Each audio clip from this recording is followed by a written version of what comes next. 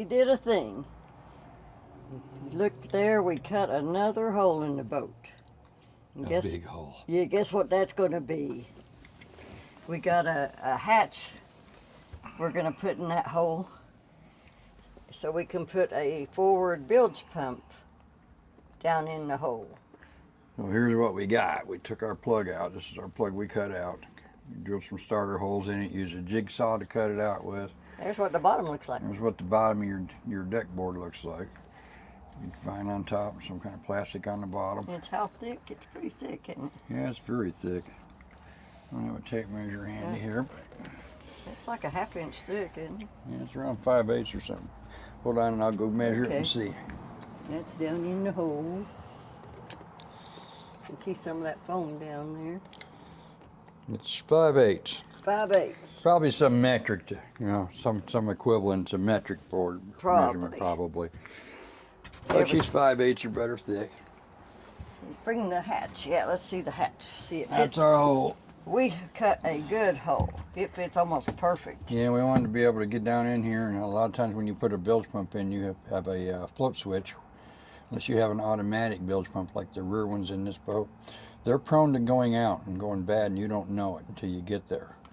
So we kind of put the biggest hatch we could put in there so that we can access it to get in to work on it, install it, and later we can raise this hatch and we can check our float switch and make sure it's functioning. Let's see it in place. So see, that's what it's how going she goes. Yeah, open it up and show them what it'll look like. Yeah, twist that, and then that's what we'll have after we get it fastened down. Yeah. So hopefully this will stop the. We don't know that we have this problem or not. We haven't found any wet foam in our boat, but we have found that there is boat that lays in the belly of this boat, or water that lays in the belly of this boat during a rain, or when you wash it when the boat is level, and that is equated to when the boat is floating in the lake. This belly is lower, and when the boat is sitting on the trailer, this belly is lower. So any water, that rainwater that accumulates in the back of this boat runs into bilge and accumulates up here. It never gets to the rear bilge pumps until about 6 or 8 inches deep of water. We don't like that. No, we do not like that. We think that might be attributed to why a lot of people's boats are full of soaked and wet foam, because they leave their boats full of water in the slip. They don't know it. The bilge pump can't pick it up. At any rate, we'll talk about all that once we get it in there. Get it on the water. We'll actually put some water in it and show you what's going on with that. Yeah, we'll test it then. Yeah. So that's it for now. It's about all we can. Yeah, once we get it installed and get the pump in there, then we'll add to this. Yeah. If you want to see what's in this hole, by the way, let me just pop that out of there real quick. Yeah, I showed her, but I didn't have a light. Yeah. It's because she's not very bright. Yeah. That's your fuel tank. It's kind of a 360-degree view here. What you got? That We had to black make hose sure we over didn't here. cut into that metal up there. Yeah, there's a metal flange up there. This black hose here, that's the fuel tank vent line that runs up the side of the gunnel, inside the gunnel. Yeah, and that vent. You said it needed a better clamp because it was maybe able to pinched or get something. that up there. You can see that piece of angle iron that's not angle iron, but aluminum angle that comes across there. So if you do decide to do this, make sure you cut it back far enough that you don't get into that, or that'll just make your life a little more miserable.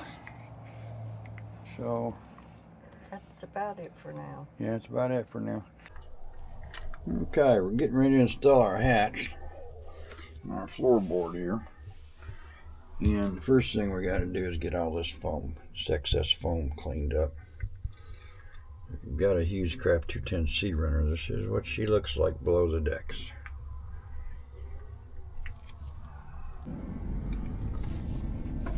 Hard to hold the camera and do this at the same time. We were doing it.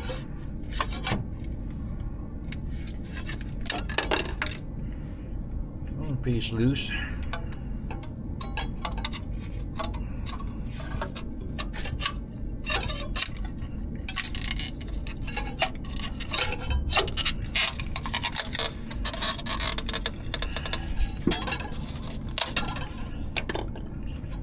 What a mess.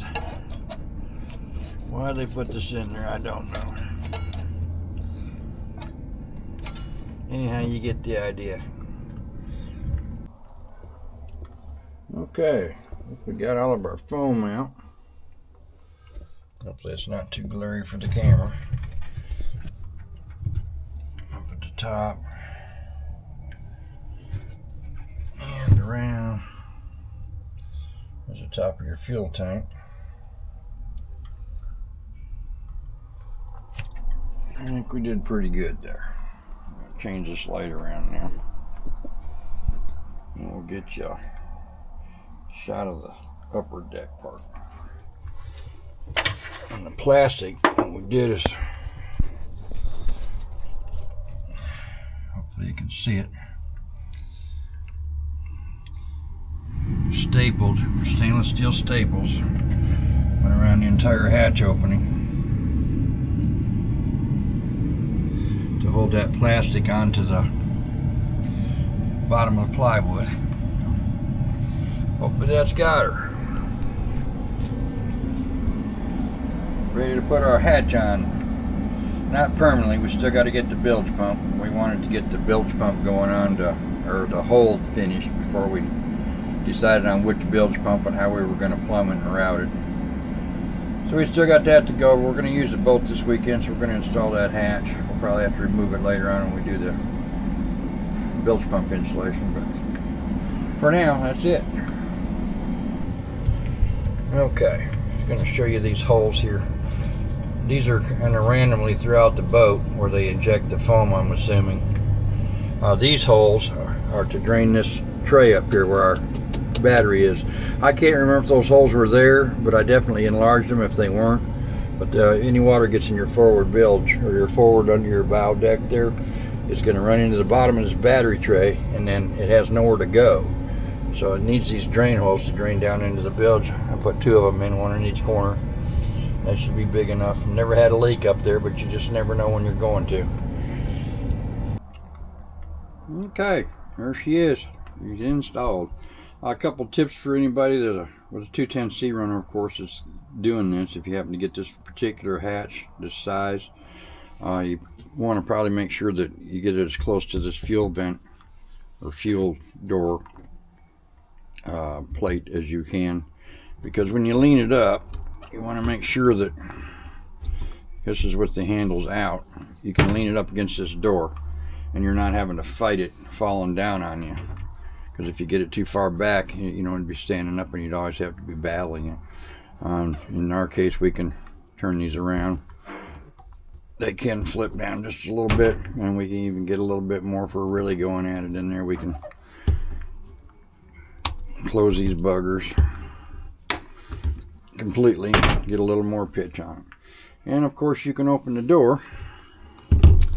Let's get that going on here. It's one-handed camera stuff, so bear with me here a little bit. Open the door up all the way. Of course we've got our, you can do that because of this unit we've got installed here. Could raise that up a little bit, solve that problem, and it could open up all the way. And it would actually hold this door open while you're in there. In case you're wanting to service something that went from here to there, we believe our bilge pump hose is going to come out that forward end like the fuel tank vent hose does, but on this side, and run up and around to the right. I'm still pondering when I'm going to run that bilge hose all the way aft, so I can get all my through holes in the line back there even and at the same height. I'm not real keen at this moment on having that bilge pump on the side in the forward part of the bow, because I'm afraid it might take some wash when we're plowing through some waves or something. We'll see what happens.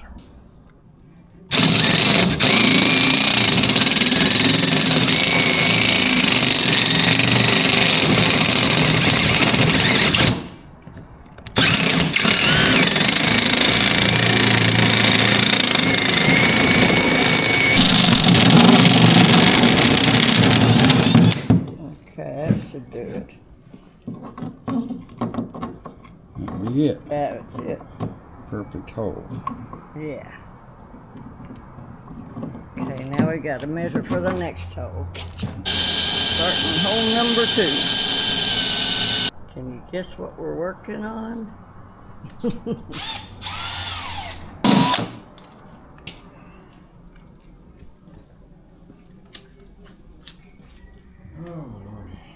Got 2 eyes and a mouth.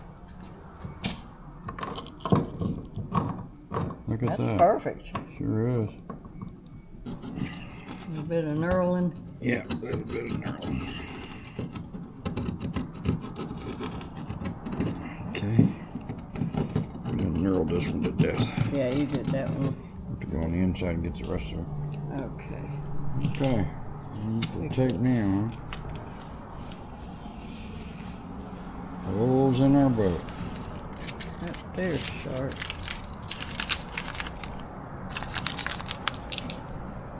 Yeah, it is.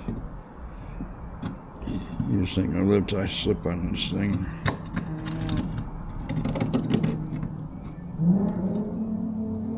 Oh, it's easy to slip with this too.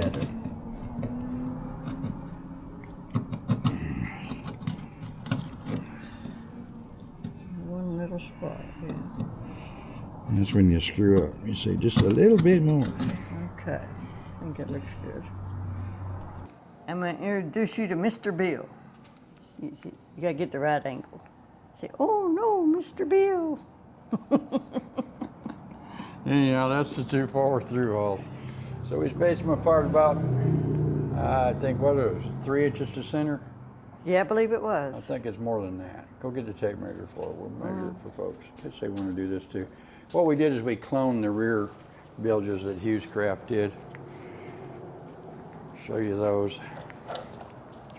This is what Hewescraft installed in the boat, or maybe it was Clemens Marine, whoever did the outfitting on it. We're not sure who installs these things. So anyhow, we put 2 in there. They were about Yeah, it's 3. 3 inches on center, Yeah. center to center. Yeah, Okay, and then on these we just put them 3 from center to center. 3 from center to center. You can go wider, you know, but don't go narrower.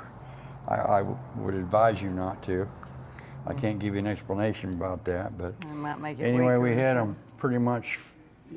I wasn't real happy about having to have them this far forward on the bow. I'd rather have them back here, but we'd had to intrude into our cabin space and live with a couple of bilge pump hoses in there with us. That wasn't an applicable thing for us. So anyhow, that's what we got for right now. So we'll get back and add more to this video once we start putting some water in it and see how they do. So remember that hole we cut in the floor? Here's what we did with it. So we put a hatch door on here, see that? And down in the hatch, show them what we got. And we put in a couple of bilge pumps. So we can light this thing up for you. But one that gets low, gets down into the groove of the thing. Sea flow, yeah. That's a sea flow, and it's 1,100 gallons per minute. The other one we've got's a rule. 14A. What is it, 14A? Yeah. It's 1,100 gallons per minute. It's a 4164 LPH. It's a sure flow. I don't remember the number on it, but we'll try and get it for you, unless Donna can remember it. Yeah, I can't remember it. It's the one that's automatic / manual control. It's not just purely automatic. We ran our, as you can see, our bilge pump lines. They run out, up, through the fire, I was going to say firewall, yeah. like it was a car. Yeah. They go into the battery compartment. And the power wires. So you want to put that hatch down and open that door now? And the power wires are another story. Oops. Yeah, you got to have the handles down. Okay. Hold that open for me. Yep. Again, following these bilge pump holes, or hoses. I got them stacked, one on top of the other one. They go up and they make a right-hand turn.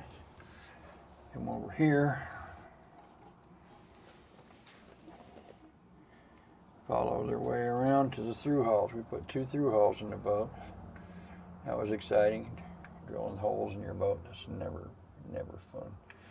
That hole you see through the bottom there, that's the scupper drain for the forward deck.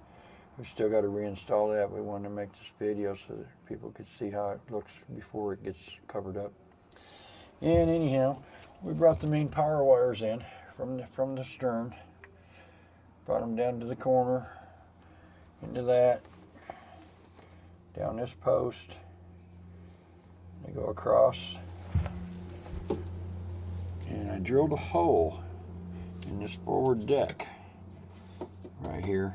We drill straight down into the cavity that's just full of foam that Hewescraft does. We went 90 degrees straight down, and actually I made a 45 out of it. And there's another hole that was down here where Hewescraft put the foam in the boat. Let me close this back up. Close that one in. It's actually one of their access holes.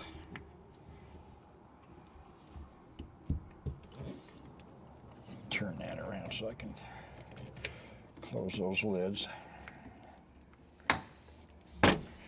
See how they've got random, just everywhere, access holes for installing that foam. There's one right here. It's a leftover I've dug out a little bit. I'm going to try and put a plug in it because it just annoys me looking at it. The other one that we put in, I don't know if you can see it or not, it's where we ran our power lines in. I don't know if you can focus on that or see it or not. There's kind of a shot of it, a little bit. Back there in the corner anyway. Yeah. Give me that light. It's in there. Oh, it's in here. Dummy. Yeah. I'll light that up for you. Anyhow, it comes out underneath there from that forward deck. It comes out right there. That's another one of the foam filler holes they had in there. So I just enlarged it. Used a rod to poke into the foam and made like a 2-inch cavity, 1.5 inches, something like that. Forward to that other hole. We've got 2 lines. We've got the one running down to the bilge pumps. This is 2 number 10 wires that come across and they go down. And then the red relays or wrapped wire that we've got here, that's our manual switches wires. That's what feeds the manual to the pump. I put in 2 of them. We're only going to be using one of them because we're just kind of short switches. But I've got to put a couple fuses on them yet before they can go in because they're just 7.5. And I got to put off these lugs. We'll put a fuse. The other end of the fuse goes in there. It's pretty simple. And that's it for that. One thing I want to bring up here. Let's just cut that right there.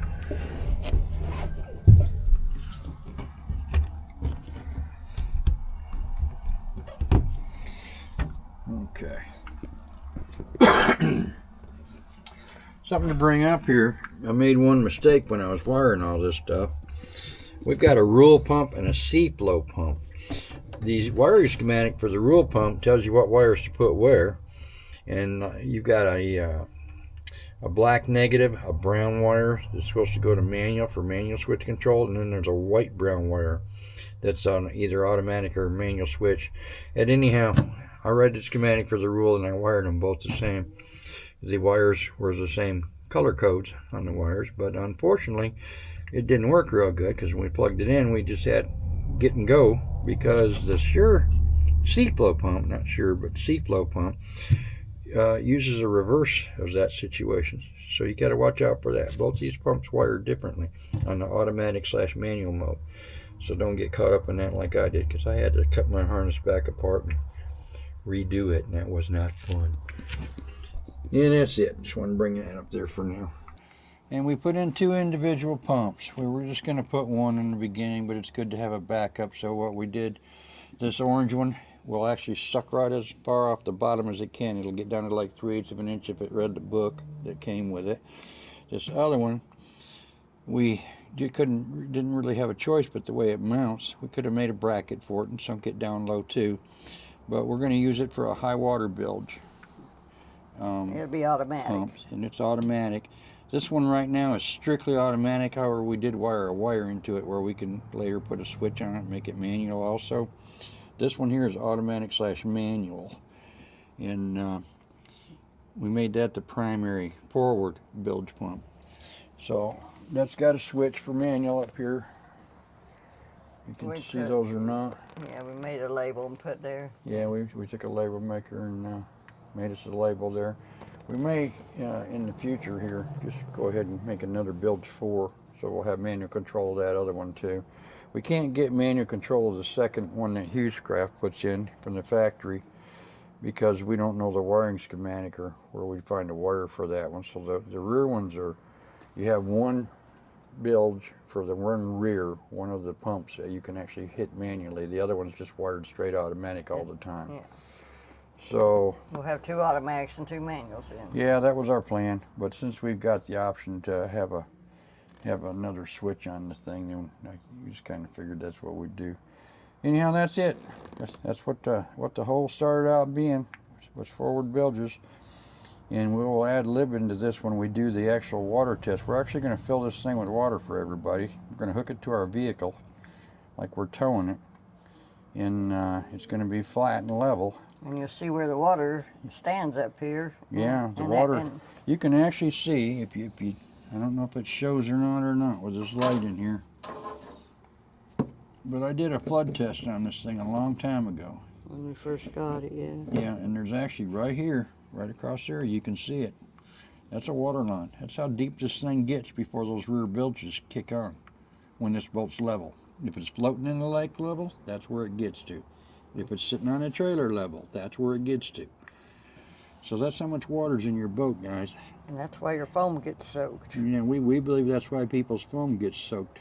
We think that everybody's boat. If it's out in the rain and. Yeah, if it's out in the rain or being trailered, it's gonna have water getting in it. Now you can have a rear cover put on these things, but going down the interstate with that cover on it, it's usually kind of a sacrificial moment for you. And a lot of times if you come in late in the evenings and you try to put that cover on, it just doesn't want to play with you unless it's like 90 degrees in the summertime. So we don't have a cover. We plan on getting one. We just can't make up our mind whether we want to go with a full aft enclosure or just that drop down from the roof down to the stern. So we'll add to this as we go along here once we do those water tests on there. We'll see how she goes. Okay, we're gonna start out here. We're gonna show you that there's no water in the hold. Turn these so we can latch them so the door open a little further. And get a shot of that. Does it come out? Looks like it. Yep. There's our 2 new pumps. So she's dry, she's level on the trailer. I'm gonna take a picture of that. Yeah, let's show you the back here. I've got this cover off. I don't think we're gonna be able to see much inside of it.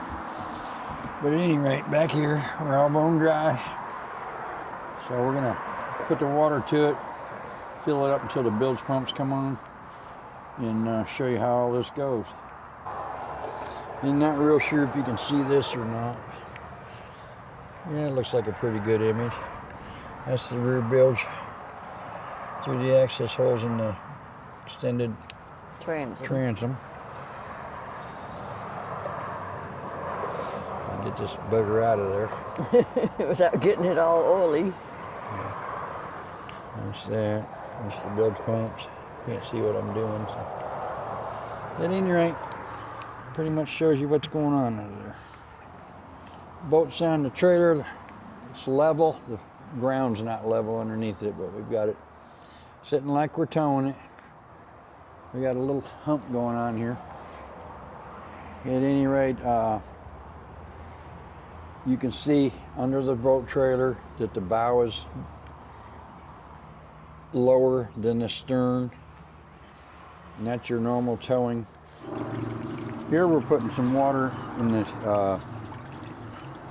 rear aft deck here to get it into the scuppers. We're wanting to see where those drain into.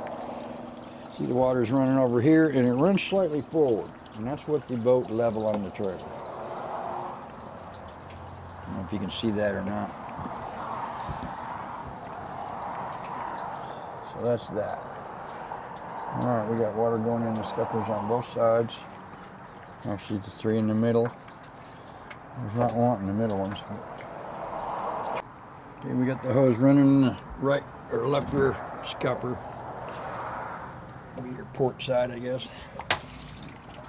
Okay, you can see back here in the corner, the water's coming out way back there. And it's going right to where the pumps are. That's beautiful.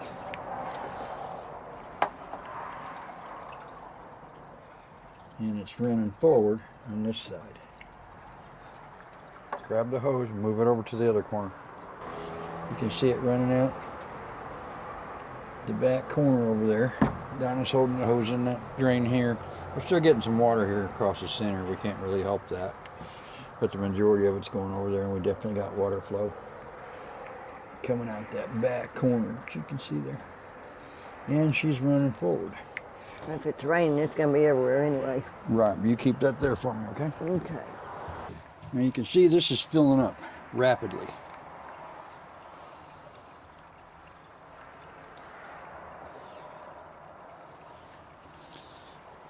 Because of all the water is running forward, just like Do you want to get your ruler up there? thought. Yeah, I could. It's not going to really help me any. Let me have this back.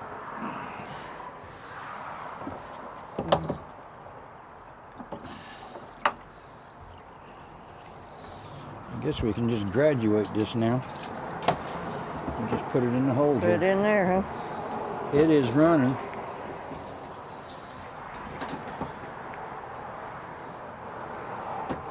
Go up front there. Okay. Look how full it is already. Let's see. Okay. Wow. Look at that. Yeah, there's no way ever going to make those rear pumps. That orange one ought to be coming on pretty soon then. Yeah, it should be. Well, that one just kicked on.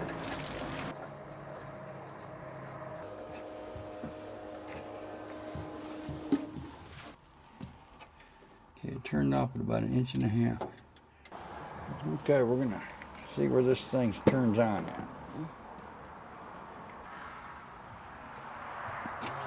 There it goes. Okay, she just come on at 2.5 inches. 2.5 inches on the money, she lit up. Give or take a little bit of. It doesn't go out too It far. doesn't seem to make any much. Do what? It doesn't go out too far. So it's not going to worse the boat next door? I don't think so, no. That's good. I wouldn't think this little Tinker Toy pumps would do that much. They seem so little. I'm pretty impressed by it though. Yeah, it barely goes past the edge. If you look down the boat, Mm-hmm. it might splash a little past it. Where is it at as you The look edge down of the boat? If you're looking down the boat, you got to put your head out past the boat to actually see it. Okay. We're going to see where she shuts off now.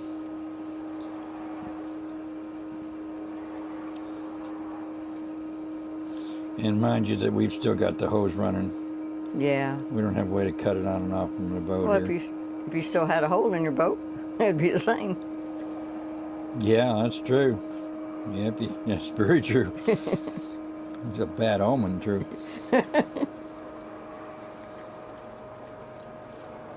Or if it was still raining or Okay, whatever. 1 3/4 of an inch she shuts off. I think she came on at 2.5 and she went off at 1 3/4, if I'm not mistaken. Alrighty. So now we know all that. I'm gonna let it pump up again and I'll get a shot of it with this on the outside. There she goes. Doesn't come out too bad from the boat. Alrighty.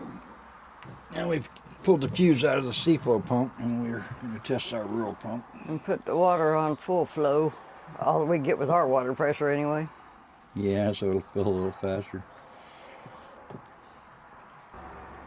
This is our secondary pump, our backup pump. High water level pump, whatever you want to call it. If you're really flooding, they'll both be going, huh?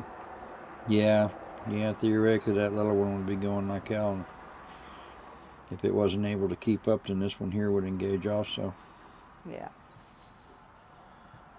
That's the plan anyhow. Also deplete our battery a lot sooner if we weren't running.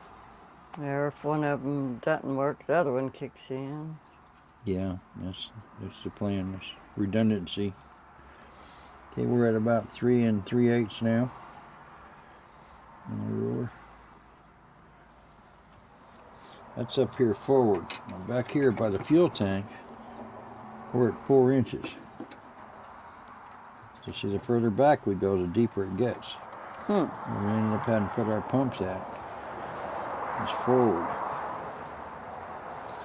And mind you, the boat will be going a little bit downhill when it's floating in the water. It'll be down a little bit, not much. It's about an 1/8 inch on the level over there, maybe 3/16.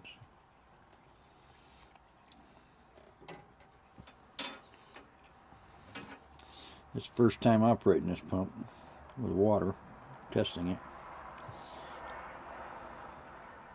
Both of them, yeah. So you can definitely see how deep this water gets in here. You can see where it's on the fuel tank right there.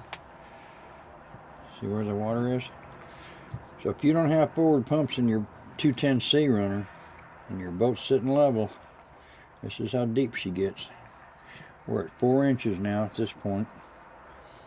Back here that'd be closer to 5. It's about an inch different there. I'm gonna say if we had the capability of a shorter ruler, I think back there we'd have probably 5.5 inches in the water. It ain't kicked in yet. Nope, it doesn't until it gets like 2.5 inches, I don't think, on the pump. So it's got to get 2.5 inches above this level here. So it's at 2.5 right now from the rail up. Okay, so that'll be kicking in soon then. Yeah.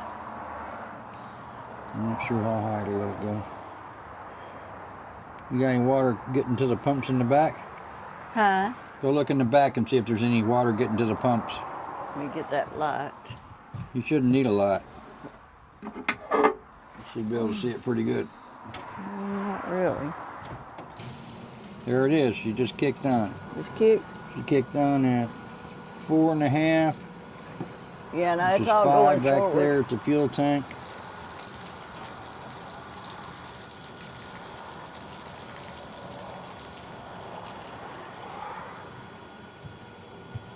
We're going to see where she kicks off, and then we're going to let her fill again up until the point where it actually fills or starts the pumps in the back. To get the back full, it's going to have to flood the front, though, at this angle. Yep. And if it was in the water floating, it would be even lower in the front. Not much, but definitely some. We definitely needed these then. Yeah, this is ridiculous. Anybody would build a boat and not have a pump at the low point of the boat. It's just ridiculous, in my opinion. Some of the guys online, when I posted this question to them, they said that why not just put the tongue of your trailer up? Well, it's hard to do when you're driving down the road or floating in the lake. Or in that rainstorm that we had that one time, it was pouring. Yeah. Yeah, we got caught on the water one day, and I mean, we got nailed. It was pouring buckets on us. Of course, we were on plane at the time, so that made all the water go aft, so the rear pumps would have handled that. And when we got to dock, it luckily quit. Yeah. Yeah, one time we came off a plane, the rain had stopped, so the bilge pumps handled in the rear okay. It's not getting very quick because we got the hose pumping water in back there. Ah. And in theory, okay, she's starting to suck some air now. Yeah, I hear it. It should shut off at that point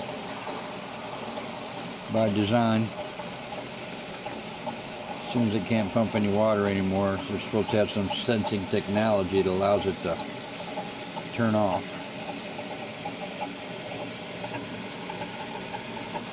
So far we're not even down to the 3 mark yet. We're about 3 1/4 inches at this point.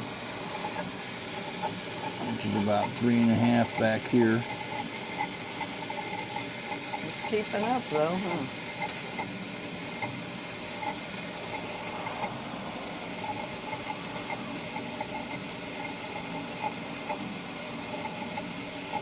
Turn the water According off. to rules, this is supposed to shut off when it starts blowing air. It's supposed to sense that it's getting more RPMs or something. Should I go turn the water off? Yeah, I think you better, because I don't think this pump's going to quit. I don't either. There it did. It There quit, it did. Donna. Yep. Just like whenever I preheat the oven, man, I give up and put it in there, it preheated. Okay, we're going to go back and check the back now. We're going to go ahead and let it fill up until the rear bilge But you pumps got can to come pull on. the plug for this one, I'm not sure what you're talking about. the fuse, so it doesn't come on. Correct. We'll let Okay. it build up back here. Yep. Because right now it's all going up front. Every bit of it. Every bit of it. Look at that. Are you still recording? Yeah. Yeah, good. Yeah, Okay. see, no water is coming to this pump. I mean, it's And gotta that's get all we had before. seriously deep before that's going to happen. Here you go. You keep holding on to that. Then. Okay. Just gonna have to get deep up here. Yeah, it is. Yeah, right now, she's still filling. Yeah. We haven't seen any sign of water in the aft end yet. And we're 4.5 inches deep here at this point. It's actually deeper in the back. It's further, about a third of the way under the fuel tank. It's a deep spot of the boat. We don't have a way of getting there to measure it. Well, you got that one hole open. I don't know what that means. The round one there you took out. Yeah, but you can't really see in it. I don't believe the camera could see in it. I could barely see in it myself. I'm gonna go get a smaller ruler. I'll be back. Okay. Where'd my light go? There's my light. Let's see if we can You can see unpower the GoPro. Turn it off. Huh? Turn off the GoPro. Okay. Yeah, you can't see. I have one. Turn off the GoPro. Do Power a off. tape measure.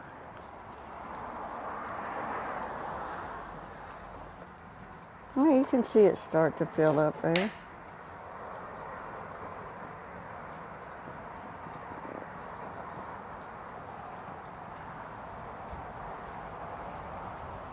See it there? You can see it start to fill up here. You can see it around there.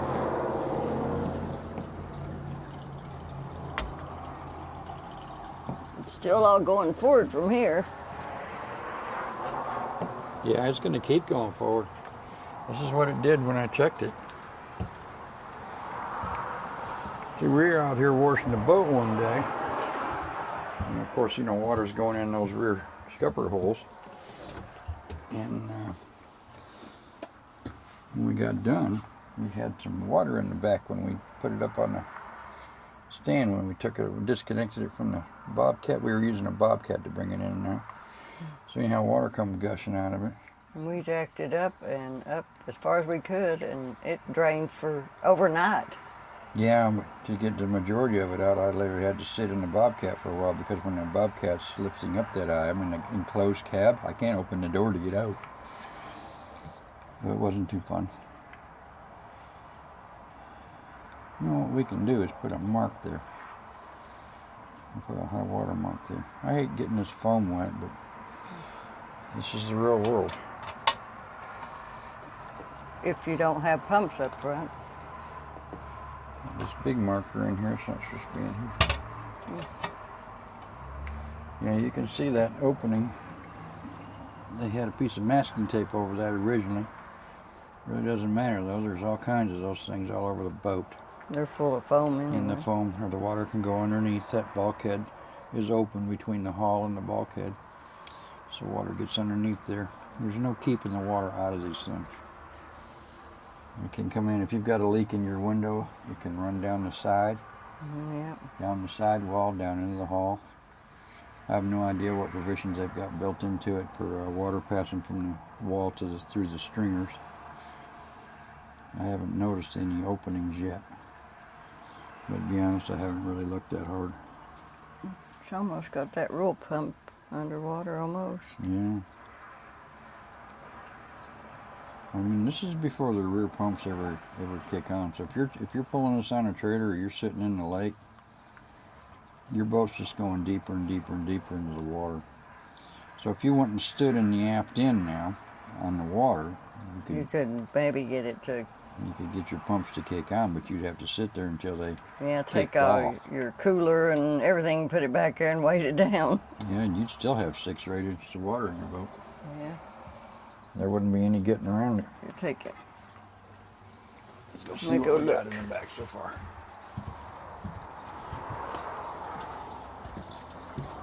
It's coming up a little. Yeah, you can see this.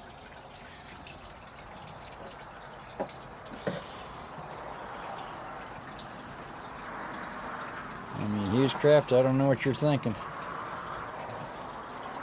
Unless you've got twin engines on the back of this bad boy and something that is a very substantial weight.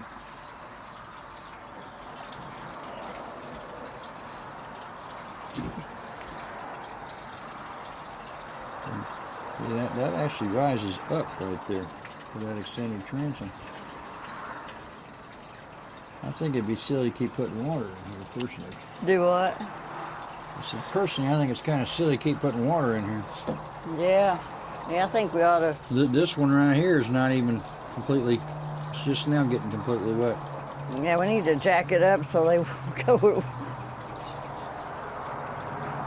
Right now, it's just getting where it's covering that center beam. Now we need to show, I guess, how deep it gets up front if all you have is these 2 back ones, I guess. Yeah.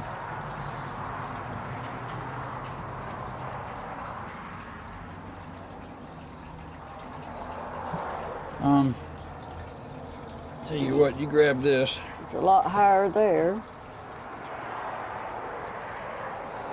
I'm gonna run out there real quick and move that GoPro up front, or up back here. Oh, okay.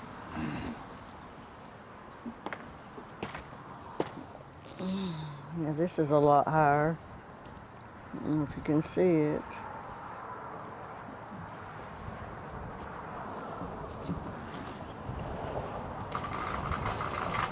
Yeah, I can reach it.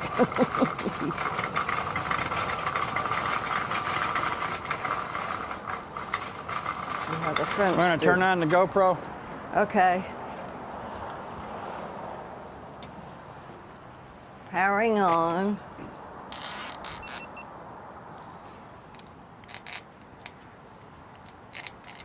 Go ahead and hit record.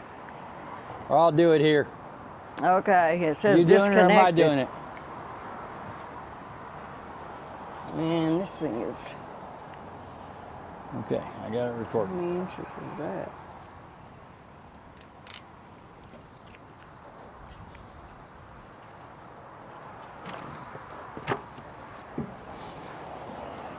Over 8 inches. The second you hear those pumps kick on, you call out that measurement. You know, I'm gonna make a mark with that Sharpie. It's up there. Yeah, that water line's already there. It's right where I said it was. Don't do that. You can't read it when it's standing up and down. Yeah, it's about where it was, huh? I think so. Yeah. I don't think it's there in the back, though. You're looking so far. At 8.5 inches. 8 1/4. Coming up on 8.5. You see, you need these pumps. These boats should never leave the factory without forward bilge pumps. You can do without aft pumps, but you've got to have forward ones. Need both. But. Yeah, you do. You need both. But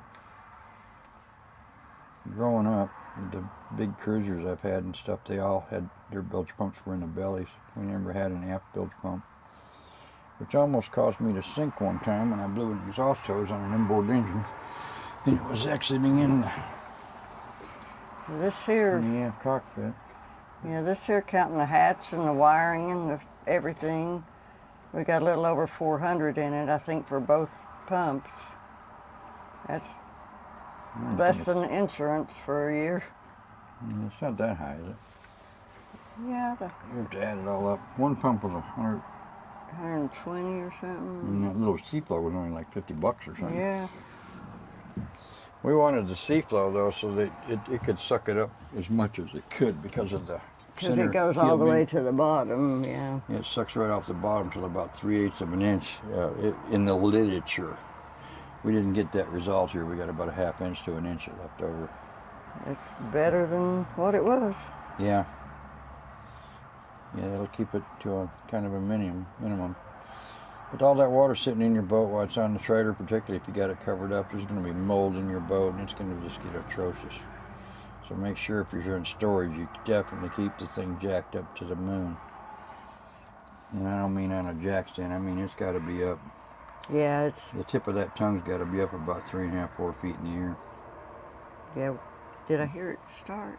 Yeah, we had to keep it at 4 degrees in order to get all the water to drain out, and it took over a day. It dribbled.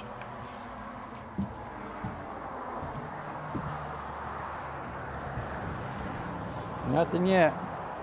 Nothing yet.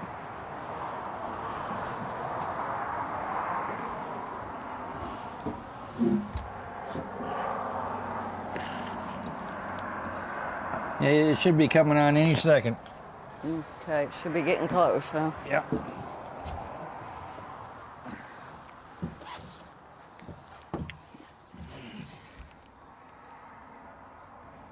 Come on back here for a second, Donna. Okay. I want you to remember where that water was when that pump kicked on. You see where it's coming up the black hose right now? Can you see the black hose coming out of the pumps? You see the 2 pumps? Yeah. You got a black hose. It's Yeah. halfway up the hose right now. Yeah. Right? You got a hose. The water level's about right here. Yep. Okay, you watch that. And you go back up front. I'll just get a measurement and mark that. Okay.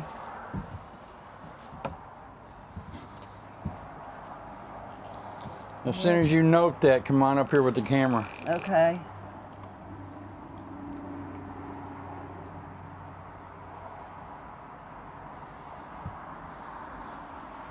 Not cool having to flood this boat. I mean, it's deep, Bubba. We're at 9 inches up here at our cutout hole. Gotta be Probably about 10 under 10. the fuel tank. What? Gotta be about 10 inches now, I'd say. Yeah, it's 9.5. It's got to be 10 back at the fuel tank, though. I went to get a tape measure. Did I come back without one? I reckon. Yeah, I got it. Okay.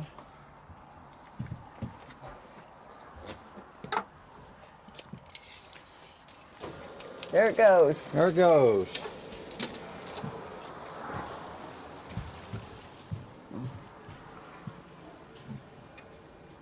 Make it work.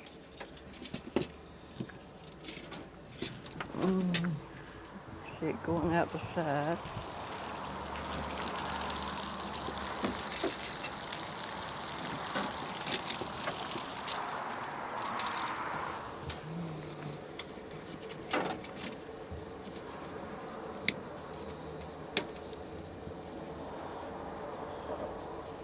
That's 9.5 inches. Where's your camera girl at? Right here. It's 9.5 inches 9.5 inches. Wow. deep. So it gets 9.5 inches deep in here Before the rear pump comes on. before it ever comes on. That's we not got acceptable. 1 pump or 2 pumps? Come on. One went on. Really? Yeah. That's not good.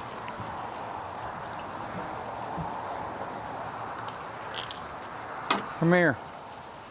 Take that for me. Okay. Oh, I see the other one's manual. Is the other one not automatic at all?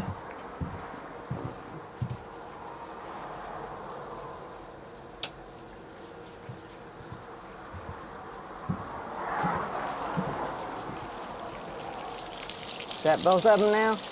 No, I just turned the manual switch on and only.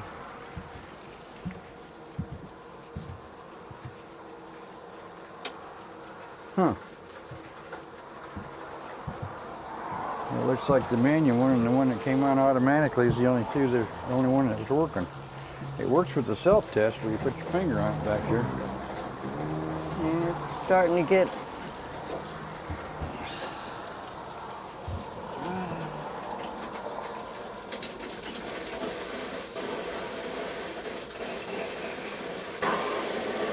There's a second pump there. I had to put my finger in it to get it to go. But I got two pumping now. So we may have a problem in that second pump. Another reason to have more. Huh? Another reason to have them up here. It might just need to be cleaned. I don't know how that sensors work, but if they get any muck on them. Let's see when they stop how low it gets now. Yeah. In fact, they just quit. Yeah, those two did. We need to put the fuses back in these two now. Well, Mark, you want to mark how high it got? What's that? That's where it stopped. So if the rear pump stopped, that's what's left over. Yeah. So you want to mark Sure. that? Yeah, sitting level when the rear pumps completely kick out. She's at 8.5 inches here. About an inch, I'm going to say about 7 3/4 of an inch on the fuel tank. If you can see this or not. You can see the water level in here. There's where where it was when the rear pumps kicked on finally. Right there at that black mark. And now when they kicked off, it's where we are now. Yeah, when they turned off, that's where it is now. But that's what's left. We're gonna go put our fuses back in our other two pumps and we'll finish And get pumping the out. rest of the water out. Yeah. Sad, sad, sad. Yeah.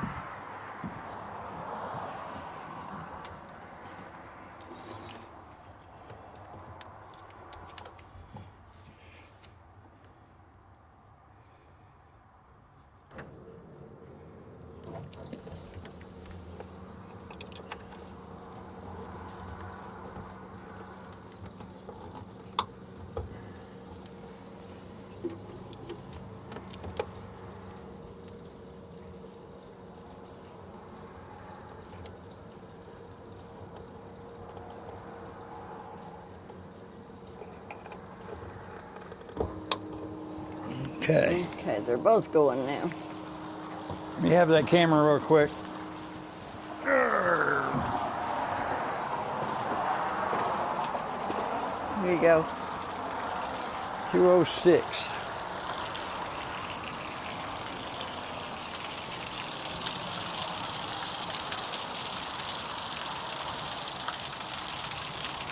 That's both pumps getting it. See how long it takes them to get it out. I don't know where it was.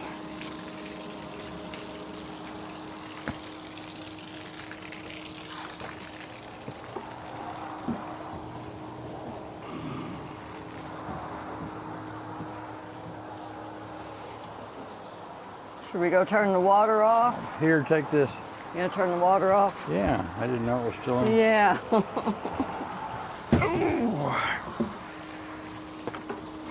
It's going down even with the water off though. On, I mean.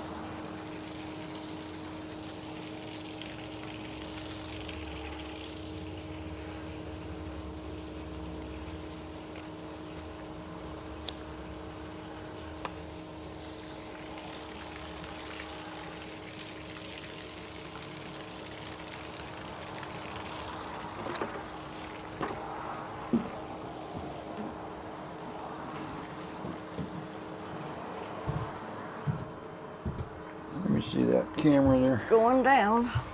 This is, we bought this little level here and we put it right here on the helm. As you can see where we've got it located. There's not a square piece of sheet metal in this whole boat, so this was the best level spot we could find.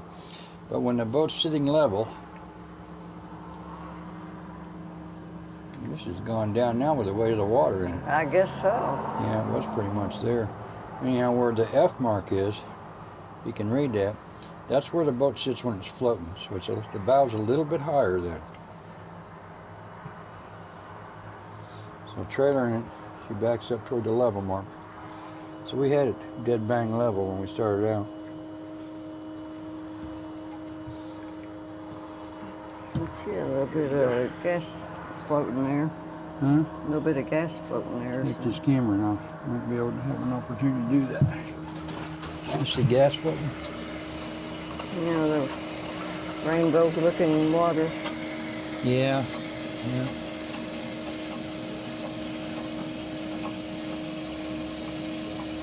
Slosh around a little bit. Getting to the bottom of the rule. Yep. See, it should coat about 3/8 of an inch.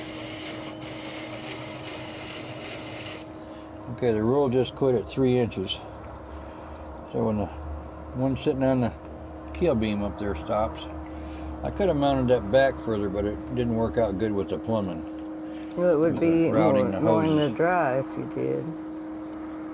Pardon? It would, the water's going. No, I could have mounted it lower toward Oh, the fuel lower. tank. Oh, But that with the way way I back. had to route the pipes, the bilge hoses, it didn't like that. Ah. So I had to mount it where it is. And it's better access for when I got to pinch those two buttons together on the sides to pick it up to clean it. See, it's getting low now. Yeah. But there it is. And the sea flow just cut off at 2. I'm going to call that 2 1/4. That's at this point now. It's actually deeper back there at the back. Taking the tape measure. Hold that with your other hand, please. Sticking a tape measure in here. Best I can.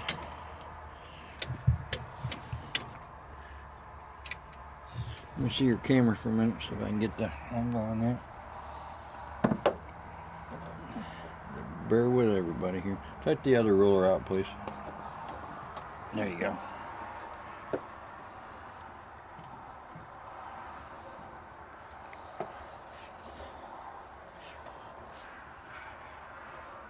Looks like 2 inches. 2 1/4. Maybe 2 1/2. I can't really read it. Okay, take this camera. You still have that light in your possession? Yeah, it's right here. Turn it on for me. Stick it down here.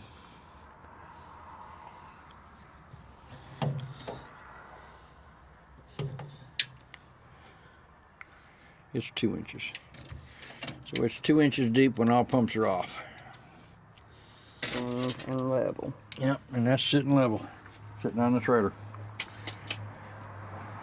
Instead of, what was it, without these pumps, it was 8 10. or 10? Yeah, possibly. I'll have to look at the video. Yeah, I couldn't mark it. I thought I'd mark it, but the metal was wet. It's condensating. It wouldn't let the magic marker mark it. That's true. So what I got here for a measurement on that, if I can get the tape in that spot.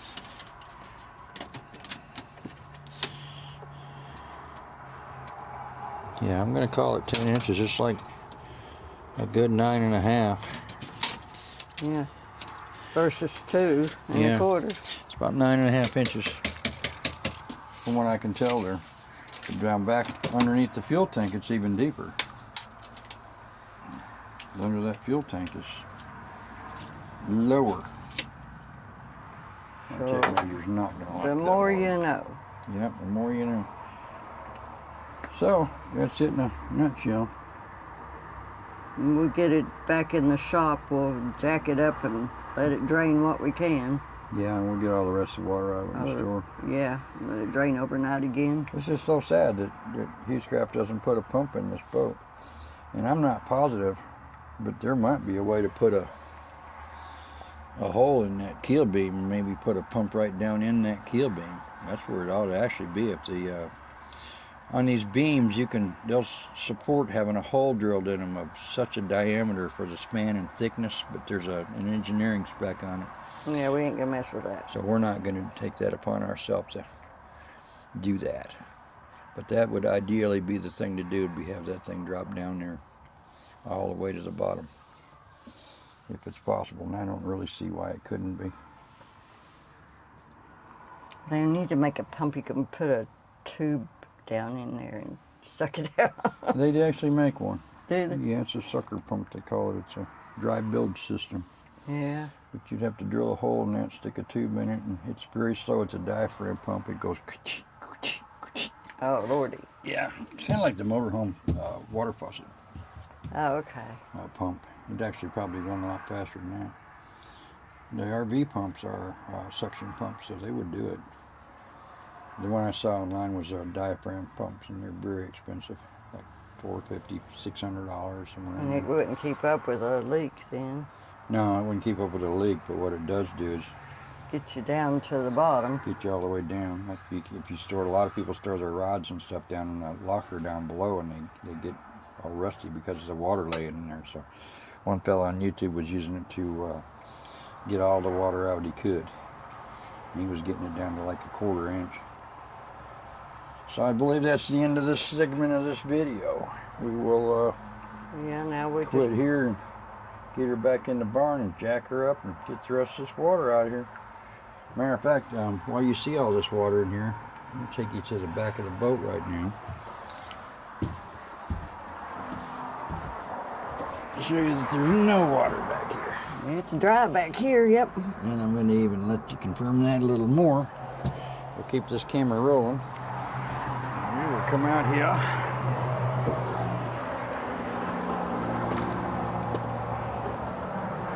We will pull the plug. No, pull the plug, yeah.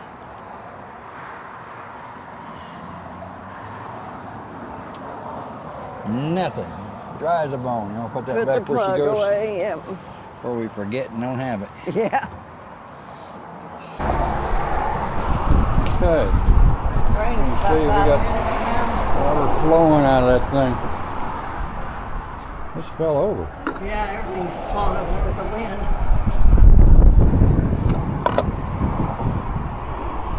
You see that jacked up right at about 3.5 degrees. That's not assuming that level's correct. Sitting where it's sitting.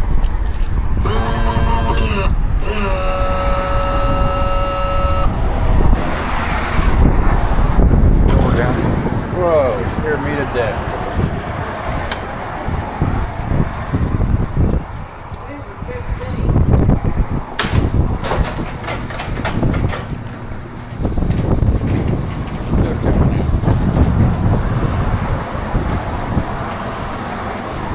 Wind is really blowing here today. It's like 15 miles per hour, yeah.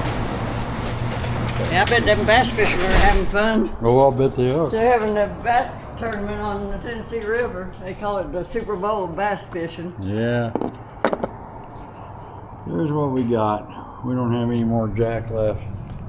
Our floor runs 8 inches across this 50 feet of span down here. So this is a downhill looking that way. So we have to do that to get it. We've got the jack stand under there for safety. We've got our crank up as high as it can go. And boards. So I guess we need to put it up a little higher. So let's do that. Jacking it up a little bit more. You'll rocky when you get it up. Yeah, we don't like this, but we got to do it to get the water out of it.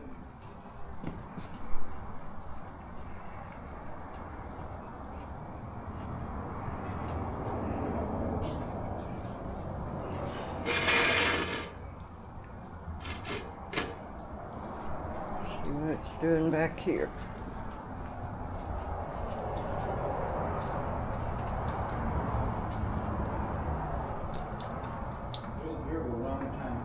Yeah, it's still a pretty good steady flow. Yeah. It'll do this for hours though. I don't know. And we'll leave it like this overnight because it'll do it for a long time. Found it? Yeah. You want it back?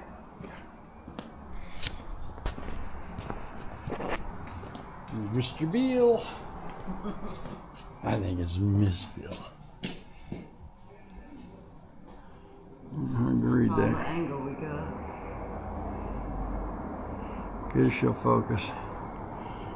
So it's hovering right at about the 3.75, I guess. Degree mark. See how much water we got flowing back here. Can you see any down there? Oh yeah. Oh yeah. Yeah, it's still running out of the side over there. Look at there, coming out of the side stringers. It's running down from the very side. From somewhere. Amazing how much water stays in these things. I don't know where that's coming from. It's starting to slow down now. I guess it's that outer stringer over there. Let's get a ladder set up here. Okay. Oh, let me get situated here though.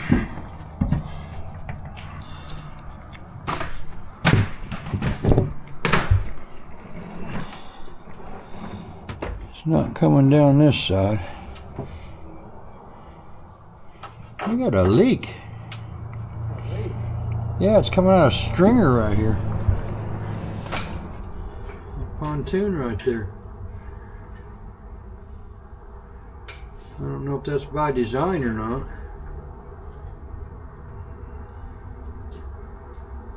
It's just pouring out of that, whatever it is. It's like a rear stringer.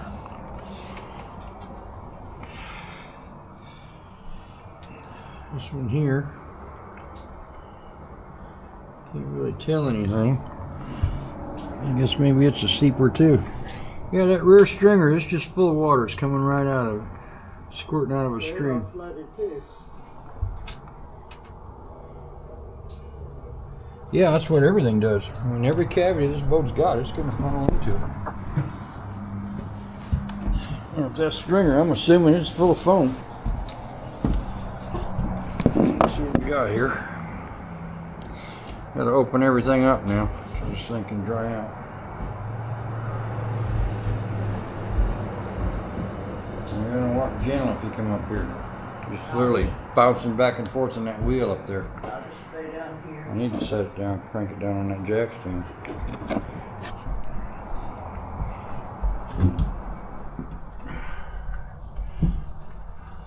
Here's what we got on this side. Bunch of lights washing the camera out or not. We got her on the run. She's coming back.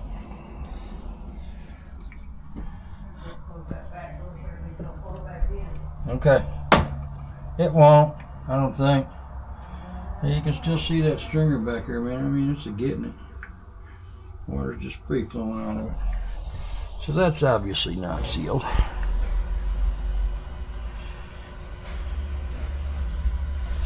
We're running down this, but that's off the aft deck here.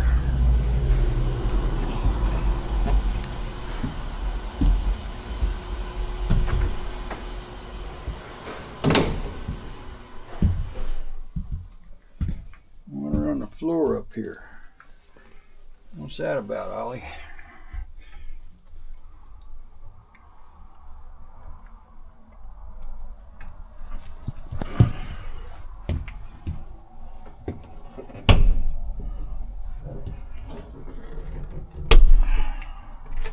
Got water all over the floor in here. Yeah. Why? In the cabin. We have a wet floor.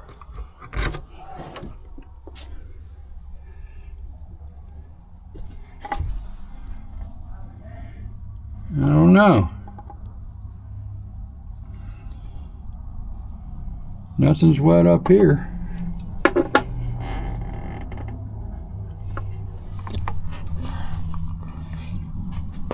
Everything's dry in this cavity. See what we got up here. That's just sloshed when we were driving around, I guess.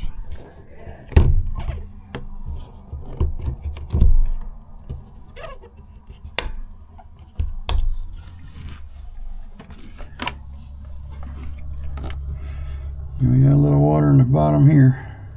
Oh, that would have come in those weep holes. Yeah, there would have been water coming in these weep holes for the battery compartment drain. So that's one place that had water. It wasn't up as high as the floor here, though. I don't understand where this floor situation came from.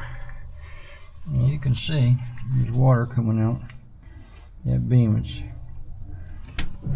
not coming out so much as you got up in there into that forward bulkhead.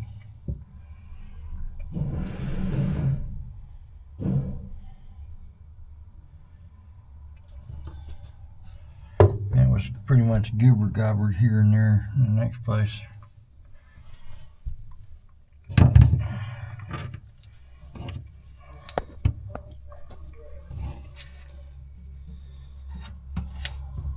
It was definitely wet. Of course, it was 9 inches underwater.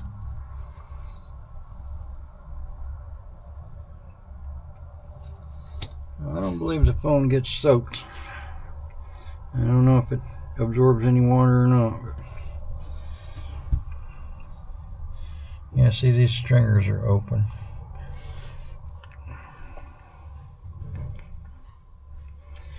Such a shame. Such a shame.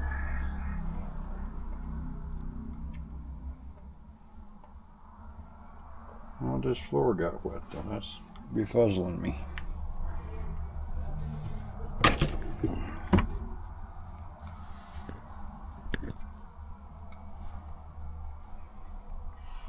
I don't get how this floor got wet. Maybe it's washed up there. Or those bilge hoses are leaking or something. I don't see any leaks, but It's coming out there. Right. I never did try the manual part of these. I guess it's not really relevant. I didn't get around to it.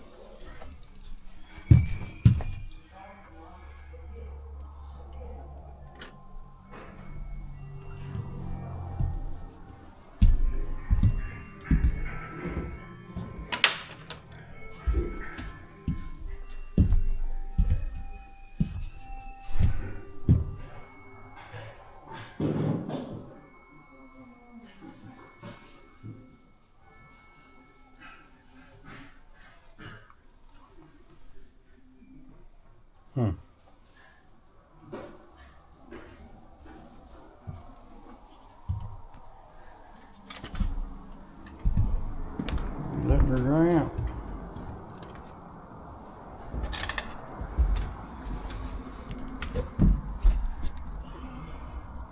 That stringer's still stripping water squirting out of it. Hope you can see that.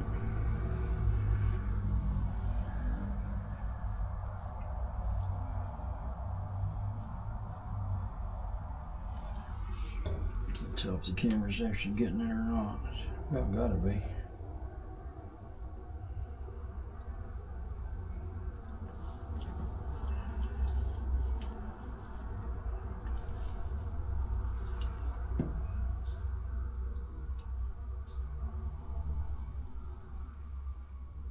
The stringer's just flowing water out. I'm guessing it probably needs to have holes drilled in the stringers all along it, right at the fall line, if it was possible. This keel tube, I don't know if it's not something, no, it's just spot welded, strip welded, whatever you want to call it. So water can get out of that. So that's another point, it would weaken them, I'm sure. Looks like they actually, that keel board actually ends right there, I think. Because those pumps are set down. So that's how the water gets out of the center keel if you're on plane. That's how it gets back here. There's a plate that they made in there to mount those bilge pumps on. It stops the flow of the water there. Let's go investigate that.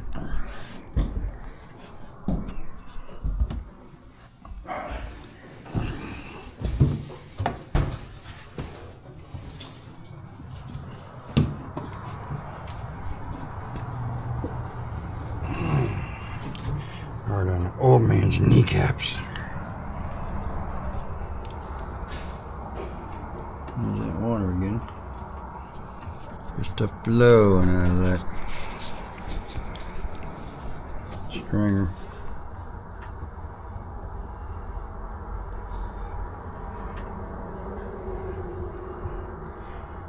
It's welded all the way across. Appears to be.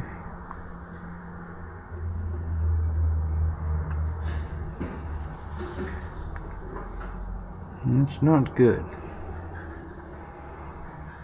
It's good that it's coming out. It'd be better if it had a bigger hole. Yeah, that keel strip definitely ends right there. And then they made like an L-shaped bracket to mount the bilge pumps on, in an effort to get it down to the bottom of the hole.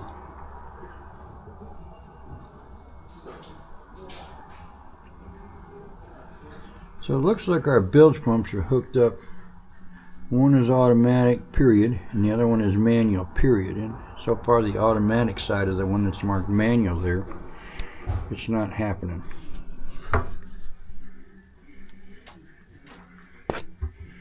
And the one that says manual is only working with the button up front.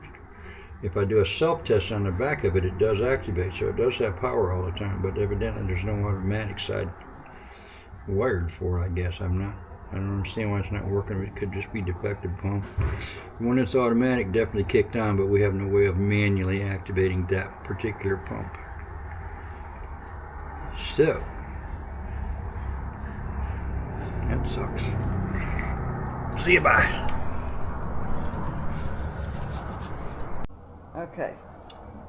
Okay, the other day when we were doing our flood test on our hole, we found out one of our pumps wasn't coming on, which would be the actual automatic pump. I think, yeah. This one wasn't firing up at all.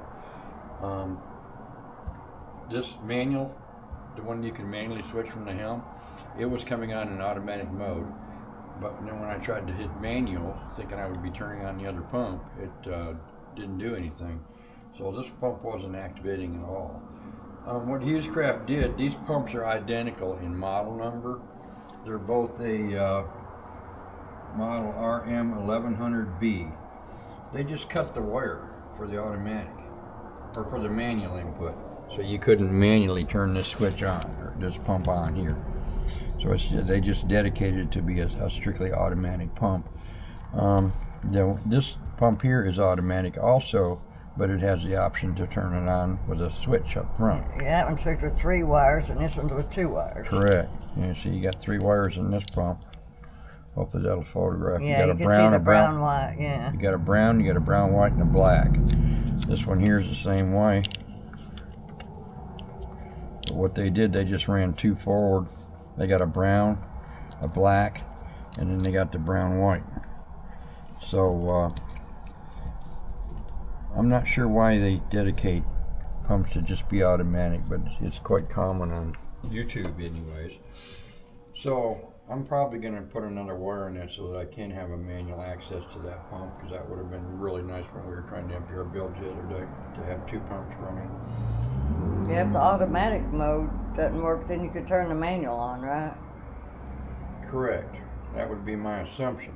Now this is how you do a self-test on these bilge pumps.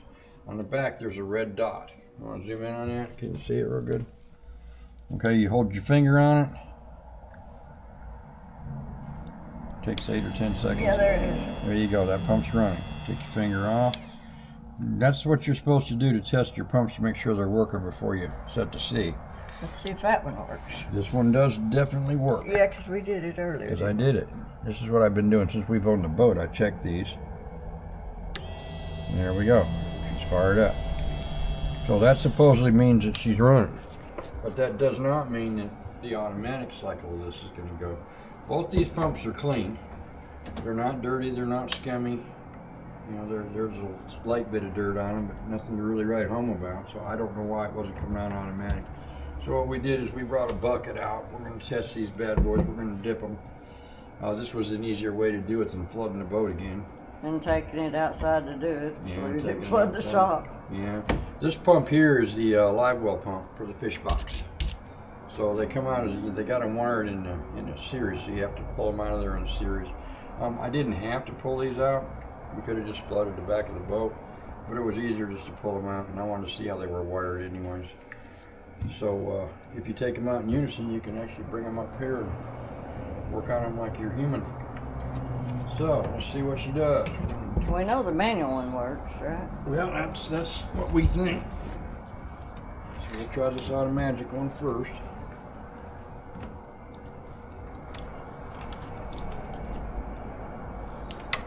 Did a little bit of a show. Easier said than done, huh? Yeah. Here we go. She's in the water. You want to get that? Come over here in this corner. Okay. There you go. Turned on. Just turned on. And it is coming out which one? Looks like the back one got wet. You want to see? Yeah. Yeah, definitely the back one. Okay, the rear one. So it works. Yeah. Still working. There we go. There it goes. So it definitely works. What must have happened, they're both mounted on the same level, but one must go on a little higher than what the other one does. I'm going to assume a little flood back here. We're hoping not to get the boat wet again in there. We just spent a day drying it out.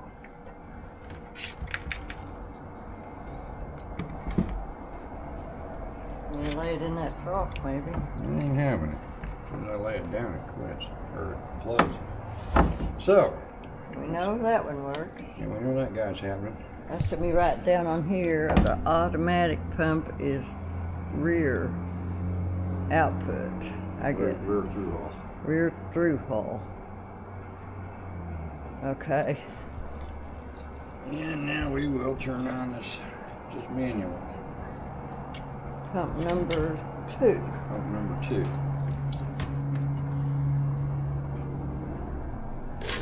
There it goes. And I don't see any water yet. There, front one.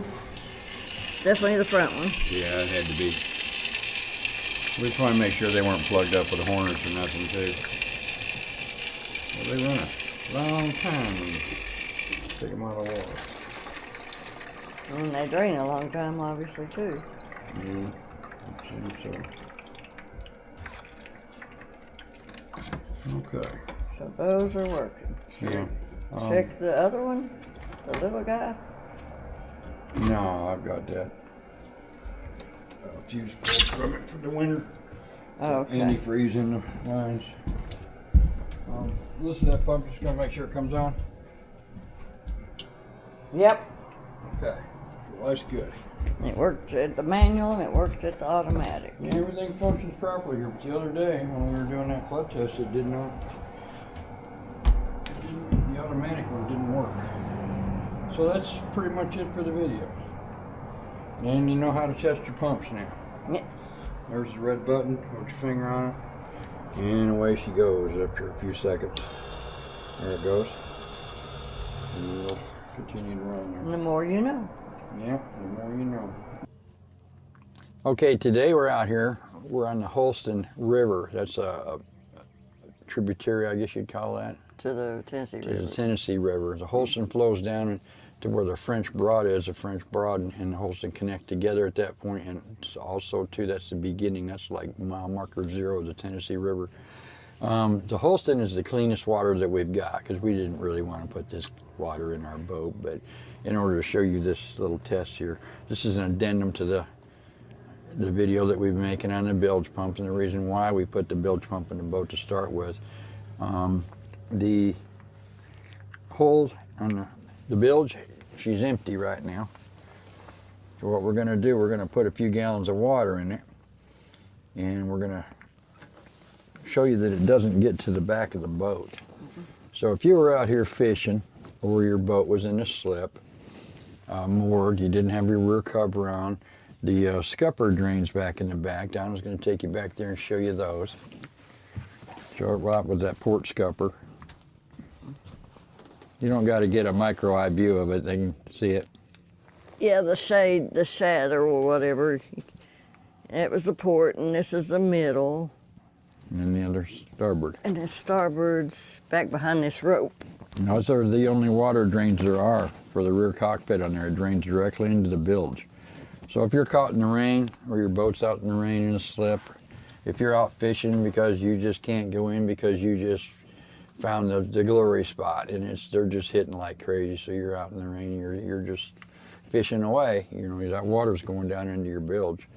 And I always kind of thought it always went aft. But if you were using this boat as a fishing boat like you're supposed to be doing when you own a fishing boat, it has a live well here in the back. Come show them that now. Yeah, this here. The live well would typically be full all the time. So that might be enough to bring this back here to the, you know, the weight on the boat. Yeah, because I don't know how many gallons that thing holds, but that's a lot of water. Yeah, I'm not sure what the spec is on that, but at any rate, the weight of all this water back here, now that might be enough to keep this boat tipped back while you're just sitting here. If you had your live well full. Yeah, it's like 9 pounds a gallon or something. 6 pounds or 8, something like that. The took me off my track there. That would What we're going to do here is we're going to put water in the forward part of the boat, show you that the water just lays up there, doesn't make it back here to the back, and then we're going to fill this live well thing up. We're going to see if that water moves from the forward into the boat to the aft into the boat. And that should be a pretty simple situation. The only thing I don't want to do, I don't want to flood the boat like we did at the shop. At the shop, you know, on the trailer, because it's just a lot to go through. And so, this ain't the cleanest water. Yeah, it's definitely not the cleanest water, but at any rate, as your boat gets full of water, it sinks more in the water. And I don't know if it sinks and tilts forward or would sink and tilt rearward. I don't know. The real guys that are using these that are keeping their boats more than slips and stuff, they can tell you the answers to that. One fella on Facebook, one of the groups for Hewescraft, noted that when he gets on his boat, when he arrives, it kicks on his bilge pumps because all the water sloshes to the aft end of it. So that just verifies the theory that I've got going on here and the reasoning for us installing a forward bilge pump like we did. So anyhow, let's get you going here. We done showed you that the forward hole's empty. So we're gonna bring the hose up here. We're gonna bring the hose up here. Well, you take take the camera there, because I'm gonna be the turner on or offer. If I scream like a girl, that means turn it off. Okay. Donna's gonna turn on the water because you took the sprayer off. Right. So this is why we're coming really bailing out of here. Are we hooked on anything there? There you go. Okay, turn him on. Let's see here. See where it goes. And this is live well, or No. water supply. There you go. You ready? Someday. There you go. That's not bad.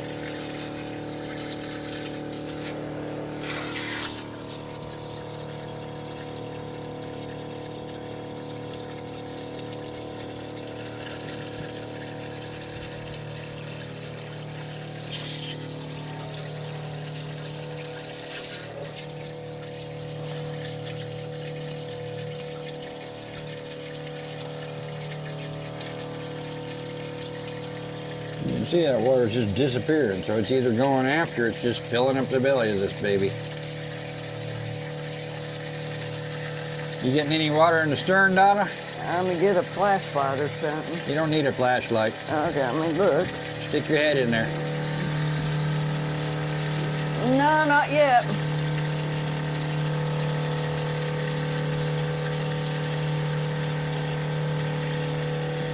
Nothing in the back. Nothing up here either. It's running back there somewhere.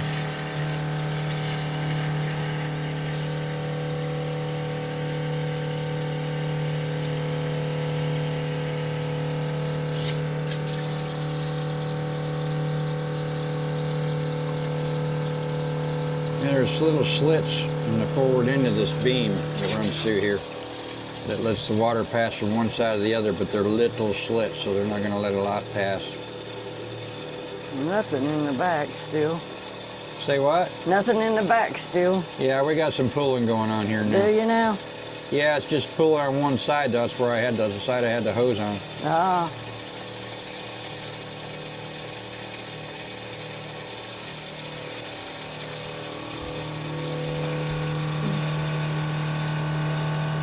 I checked our voltage.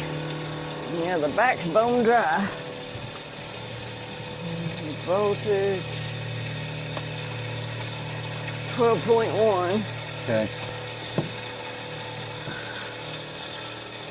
Go ahead and fire that big engine up. Okay.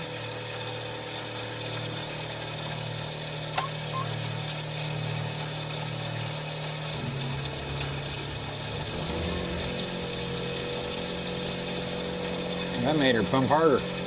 Yeah, it's got more power, huh? Yeah.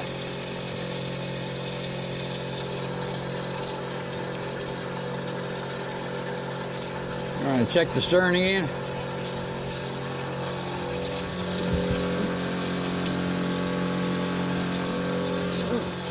Still bone dry. Not a drop. All stations, CVS, Coast Guard Sector Valley, Coast Guard Sector Valley, Coast Guard Sector Valley for Coast Guard Schedule broadcast. And river stations for the Tennessee, Cumberland, and the tributaries. Shift and listen to Channel 22 Alpha, 157.1 megahertz, or Channel 1022, out.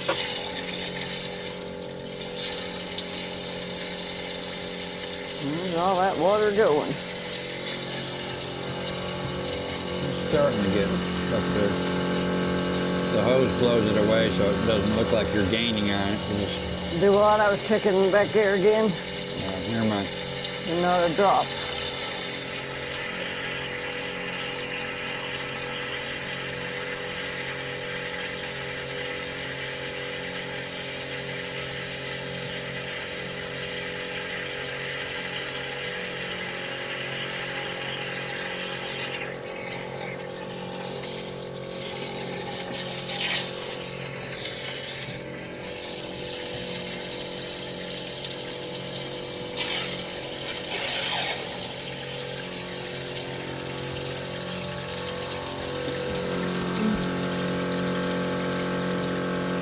I'm getting water back here now. Okay. I just now started to get a stream. Well, I'm pushing it that way too. Go ahead and shut the pump off. Okay. Okay. Also too, try and stay in the center of the boat. That'll stop the rocking. Yeah. Except for when I have to reach a switch.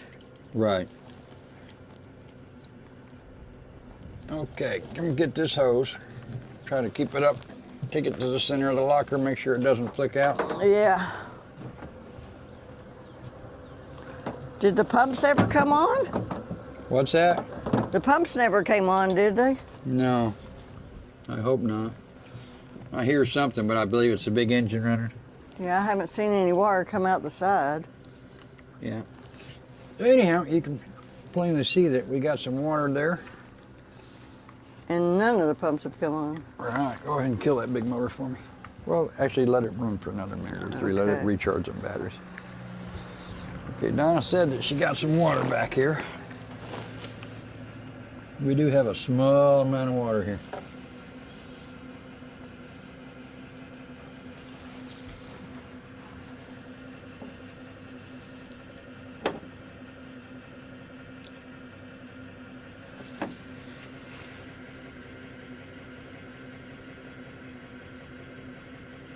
Yeah, I think that's more coming out of that keel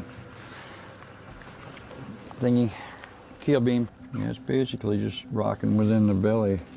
Basically, it's probably right about the beginning of that in-floor fish box back there. At the beginning of our forward bulkhead. Rear fish box, just fill that bugger up. Okay. Here, you want to take that camera for me? Okay. And see if the water moves back here. Yeah. Put all this back in. Put that back together, huh? Yeah. Before we lose the parts. Down the drain.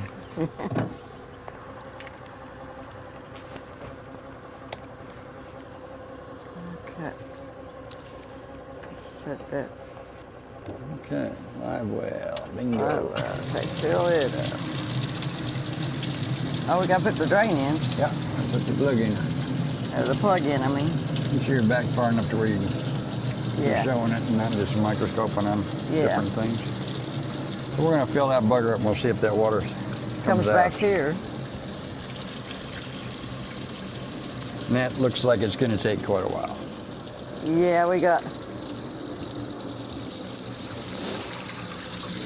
Don't even half inch of water so far. Quite a bit of the water goes back with us just standing back here. Yeah, standing back here and this water. But up front it's not as deep. All right, hurry up and walk up there. Is it Yeah, it not definitely as goes deep? back. You know, go back here, Okay. and then you go charging up there. Not like a rhino, but goes right up the center line of the boat. Take it with you. Okay. So. And then you can show what's in there. Yeah, you can't really see it. Yeah, it comes up here with me. It follows me. That's what it does. Sure It does. literally rocks back and forth. Yeah, it does. That's crazy. So if we're sitting up there, of course Well, you got to imagine 4 or 5 people or more on this boat too. A lot of times you got at least 4 people out fishing.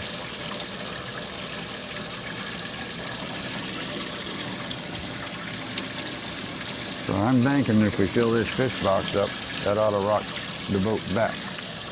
yeah, you can't see really down here. There's more water back here, I guess. And we got the weight of us is back here now. And we're filling up. And there's more water. So it's definitely transitioning back here. Let me see if I can get that black stuff back there.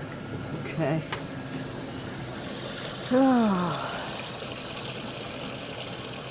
Another hunk of crap.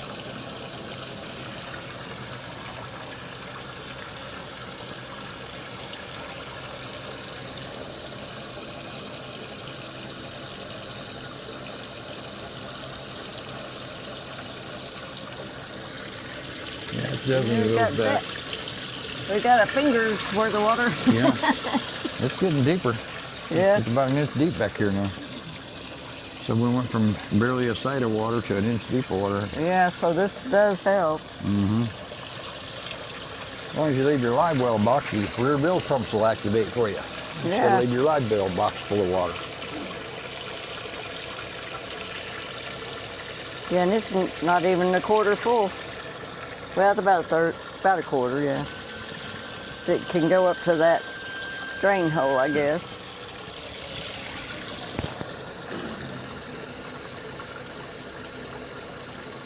Can you get the kicker going? Yeah, I gotta run it.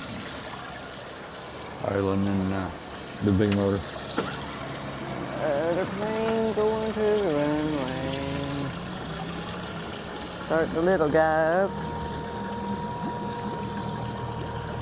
See,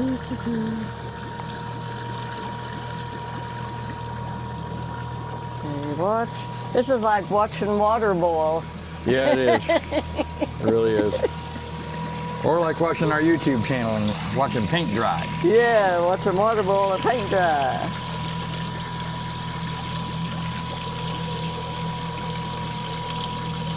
You turn the big one off? In a minute. Oh, okay.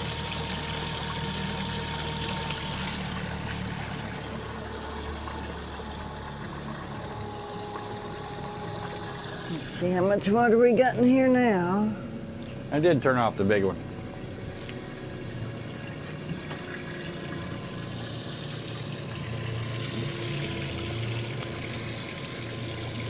How much you got?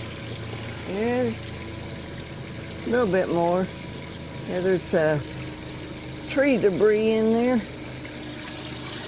Like them helicopters. Yeah. Yeah, the top of the fuel tank's got a lot of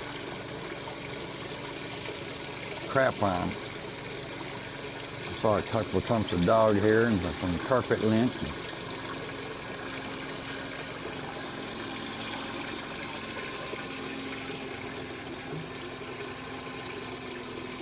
There's big logs in the water there.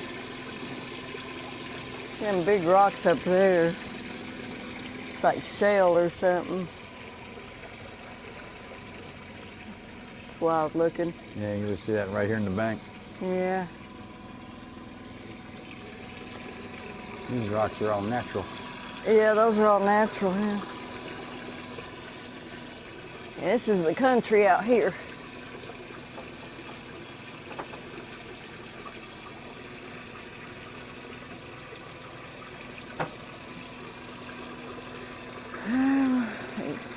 either farmers or rich people. Yeah. And we're directly underneath the runway pass for Island Home Airport. Yep.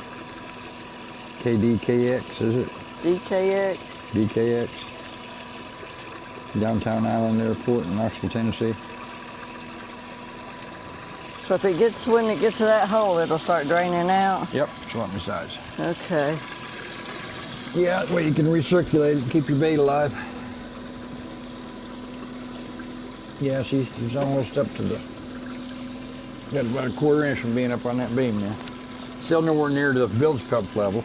You want to get a picture of it? I don't know if it gets it. Yeah, I'm not really sure if it gets it or not. Water's just about the right. No, it's about right there. About a 1/2 inch from the top of that rail, the keel beam.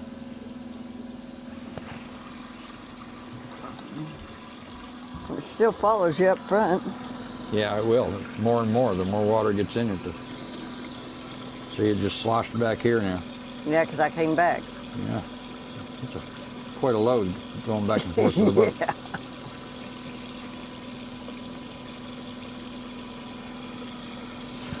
Yeah, the higher this thing gets, the more dramatic that's going to be.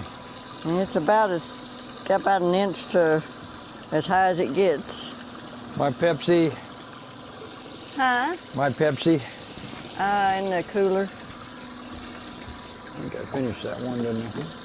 Yeah, you finished that other one, threw it away. Yeah, you made me nervous. Yeah. So I got to smoke. It's about to the Everybody drain wonders hole. why I still smoke. 'Cause my wife makes me nervous Yeah. continuously. You can get that a sloshing too. Zoom back from it. You can watch it slosh. Yeah. But if you was out in the lake in the ocean for this, it'd be wild. You guys are up there in Alaska and out in the great oceans. Yeah. We envy you. Now it's going in the drain. We're just now making a drain. Yep. Yeah, because I could see it going out the hole. So we could probably turn that off Yep. because it won't fill anymore. Depends on what side of the boat you go on. So fish box. No, not that Live one. well.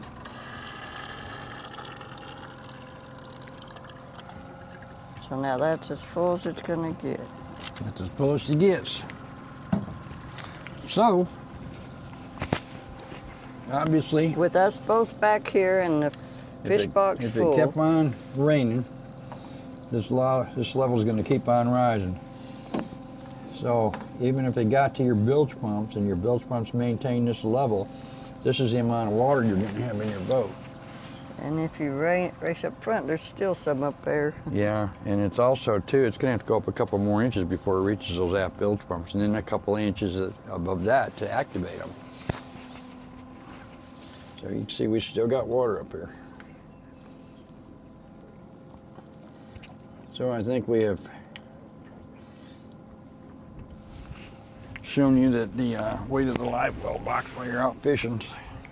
So the live well gonna box make a difference. does bring it back, but not enough to get the pumps. Right, so the only way you could get it out was you on plane.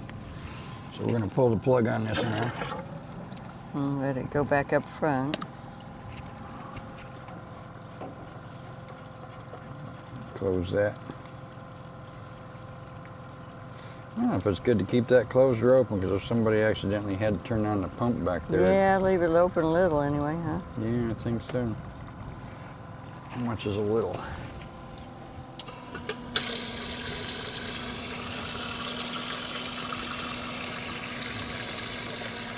You never know when somebody's going to have a forgetful moment, and we're very good at it. So I keep the fuses out of them when we're not using them. Yeah. Especially if we got, those foam pads in here and stuff. Yeah. Yeah, we keep our underwater Drone. ROV drone in this locker Yeah. when we're searching for people or vehicles. And it wouldn't hurt it to get wet as long as it was all plugged up and capped and everything, or the tether cord attaches to it. So. When I took those foam things out earlier, there was still water underneath them, so we need to take them out too. And that water's been in there for a month or better because we last washed the boat for that to get wet at least a month ago. Yeah, so it doesn't dry out too good. Not with foam in it. It's draining. Yeah, once that's out, we'll turn on our sea flow bilge pump Yeah, and see how much we can get out of it. with that. It's coming up here now. Yeah, with the water being on both sides of that keel beam, it'd take a while to get that water out because it's going to drain that left side and the water's got to seep over to the other, from the other side to this side. There's just small slits that I've seen in the keel beam. Yeah, you can see it creeping up the pump right now, the water. Mm-hmm. A little closer to that right there. Where that water's coming up on that. Just forward or behind the pump. Grab it.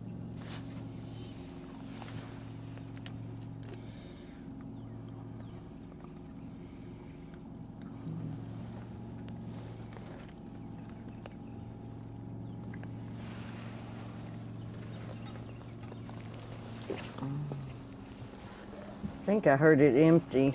You think so? Yeah. Yeah, it was making the She's air done. noises. You want to show that's empty? Okay. Yeah, I heard it making the air noises. Okay. So that's empty. Live well bait is empty. Come on back up here. No, we don't need to show there's water's not back there anymore because it's all up here. Yeah, it's all up here. Now, if we could get you to go out and stand on that forward bow, that'd really tip the bow down and get the water out. You want me to do that? Okay, and this is bilge number 3, correct?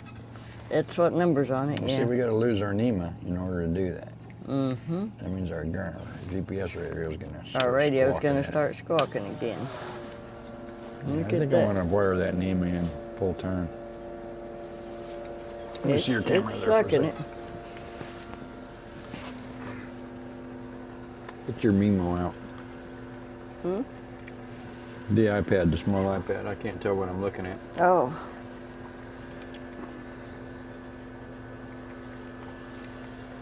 I'll show it to Clell. well, it's got to get joined. Oh, it's like you. See, we done missed it now. I don't know if we got any shot of it or not. That's all she's gonna suck. Yeah, I think you got it. It's as far down as that pump will pull it right at the moment. So we will turn that off. We'll let the water gain up on it. Did you ever get it on the screen there? Yeah. Let's see what I can get on this thing. I saw the tail end of it when Did you you? pulled it back in. Let's see what happens here. There's 1, 2. This one here.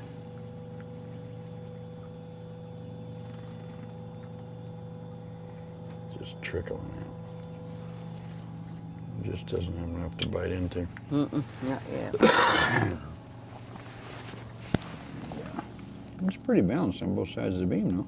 Yeah, it's not bad. You know, that's probably all you're going to get. Yeah, it might be. Yeah, because that's about all we got in the shop, I think. And then we had to jack up the tongue to get more. To get the rest of this off, we'll have to go up on the plane. Yeah. And probably not get it all then either. Yeah, we'll have to jack it up when we get back to the shop. Because it's just... Oh, Yeah, it's not getting anything pumped for me dry. yep, that's all it's going to get. This is a sea flow pump. It's if it were level, if it's set in there level, it's supposed to suck down to about 3/8 of an inch off the deck. I don't think it does that because we're definitely, the nose cone of it's a good inch into the water. So that's probably not right. We had to tilt ours a little bit to match the contour of our hull. So that made the durations of on and off on the automatic side of it change a little bit. They're a lot closer together now. But when it comes on automatically and goes off It's better than automatically. what we had before. Yeah, theoretically. So we're just wasting time on that. So Yeah. that's it, folks. That's all we can really show you. Yeah, so I think these are good though to have. Yeah, these are mandatory. You have to have bilge pumps in the forward end of the Hewescraft boat, unless you just want to spend your life going up on a plane. Or have an elephant sit on the back. Yeah, there's that. Yeah, if you had about 5 people back there, I guess that still wouldn't be enough to activate the pump. I don't think so either, because it never got near the pumps. Well, back there. theoretically, if it kept raining and storming or whatever, it'd just keep on Eventually. filling up, and eventually it would get back there. Because the boat, when we were filling it up, it was migrating backward, which it does. It's logical. But I don't. It's a lot of water till it migrates back there. Mm-hmm. A lot. Yeah, it'd be up to that scupper Well, thing. that 9 inches up here, wasn't it? I think it would have more than that, because as the boat fills with water, the boat obviously goes down into the water more, and I don't know whether it would tilt forward or rearward in that case. And we got this held on to that too. Okay. Get that little level out.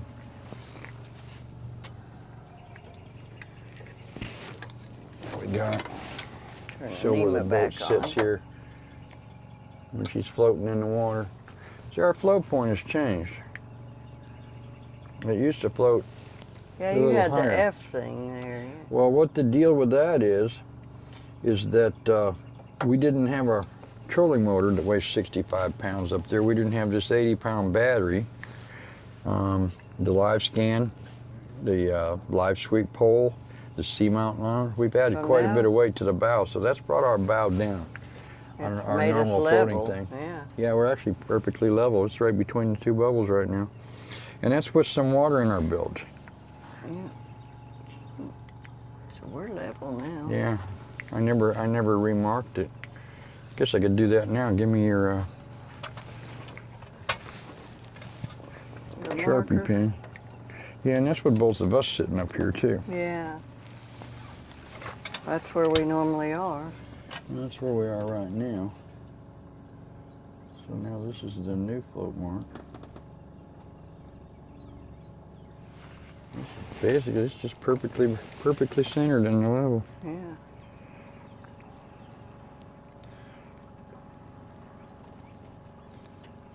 So that's our new float mark. With all of our weight and additions, we've added this bilge pump, of course. I'm sure Yeah, these bilge everything- pumps have check valves in them, so both bilge pump holes are full right now, up until they go vertical and start tilting in out to the through hulls. So that's a few pounds of weight, I'm sure. Yeah, I can't think of what else we've got in here that we've added. Go ahead and close that up. Yeah, that hatch, but it's probably lighter than the floor was. Well, everything adds up. We cut out part of the floor though, so it's probably lighter than the floor was. Oh, that's a good point. Very good point. So we probably listened to weight there then, because Yeah. I know that's not as heavy as that piece of plywood was. Yeah. We could prove that by weighing them. I just know it's lighter. I lifted that piece of wood and I lifted that. Oh yeah. Anyway, we're just kind of getting too meticulous into this Yeah. thing. But every little thing adds up into a big thing.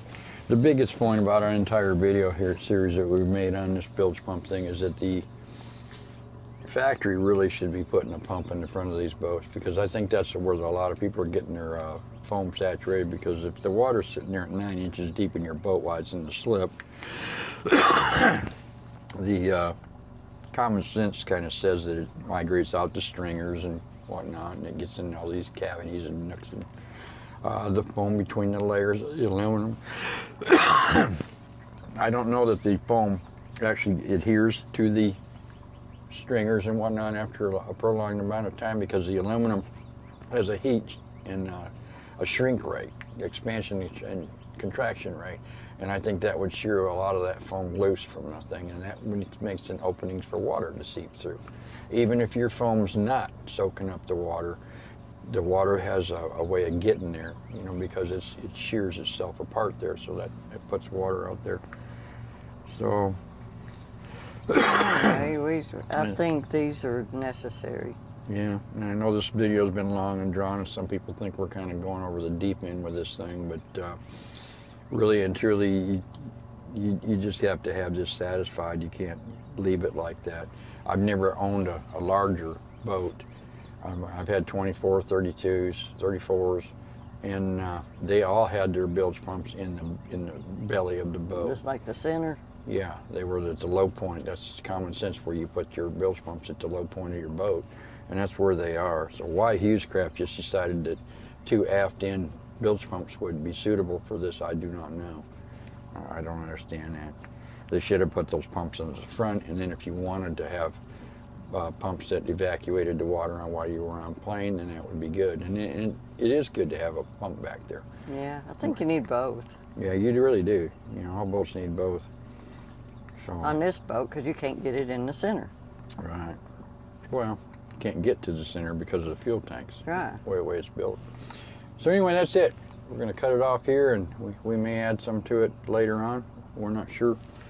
While we're going down the lake, I may try back there and get a little video of it on the aft and see how much While water we're going actually. on plane. Yeah, when we kelp her up. It won't take much. All we got to do is just go at low speeds, and she'll rock the whole front of the boat up. Alrighty. Huh?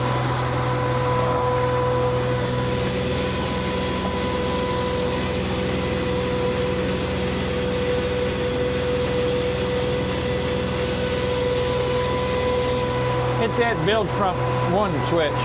1. Bilge pump 1. Okay.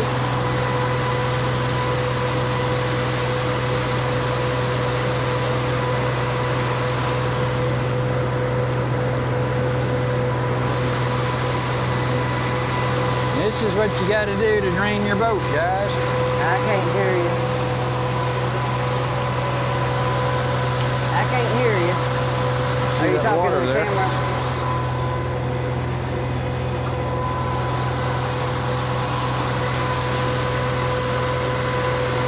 You just can't get any more than that out. Go ahead and turn off the bilge pump. It can't get any more. It's barely spitting out the side. And Okay. we got a monsoon. You're going through the I'm following the path we come in. right. Go to the middle of those 2 pillars. And watch for trees. Sometimes there's trees that go across. Okay. We're really pulling deep in the water right now. Yeah. I'm playing like this. Go ahead and throttle it back. Cut to the right there. You're heading for the pillars. No matter what you're doing, you always need to be focused on where you're going. Yep. So we came off the plane for that. That's about as much as we can get that bow in the air. So we're gonna call that a wrap, guys. And go find something to entertain ourselves with. Bye-bye. Yeah, it says mile 0 there. Say bye-bye. Bye-bye. We're at mile 0, Yeah, it does say mile 0 right there. where the in 2 Tennessee. rivers come together. Can you see that or not? Point at it. Right there, we're approaching mile 0. See, there's the French Broad. Yeah. Coming French out. Broad this way, Olson River this way, and the Tennessee River that way. Which way's that guy going? Okay, trade me seats.